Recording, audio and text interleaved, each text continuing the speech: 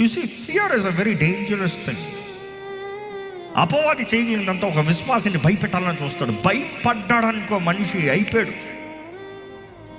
అపవాది మన మనసులోకి దూరటానికి, మనలో భయాన్ని కలిగిస్తానికి వాడి ప్రయత్నం అంతా. మన మనసులోకి దూరగలిగితే, వాడు భయం ద్వారా దూరగలిగితే ఇంకంతే, మనిషిని వెరగొట్టేయచ్చు, నలిపేయచ్చు.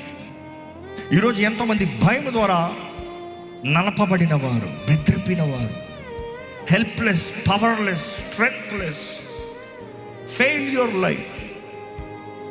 భయం అనేది ఎంతో భయంకరమైందండి. I'm not talking about the fear of expressions. మన సెన్సెస్లో ఫియర్ ఒక సెన్స్ ఉంటుంది. మంటంట అబ్బా భయం, ఆ భయం కాదు. భయం అనే ఆత్మ గురించి మాట్లాడుతున్నా. ఎందుకంటే బైబిల్లో చూసినప్పుడు భయం అనే ఆత్మను మెన్షన్ చేయబడుతుంది. There is a spirit called fear. అదే సమయంలో దేవుడు వాక్యం తెలియజేస్తుంది, మీకు పిరికి తన ఆత్మని, ద స్పిరిట్ ఆఫ్ ఫియర్. ఆ మాట అక్కడ అదే రాయబడింది. మీకు పిరికి తన ఆత్మ అంటే అది ఒక ఆత్మ. ఆత్మ పేరు పిరికితనం. మిమ్మల్ని లేపుతుందా?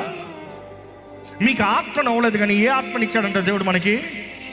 శక్తియు, ప్రేమయు, ఇంద్రియ నిగ్రహమైన ఆత్మ.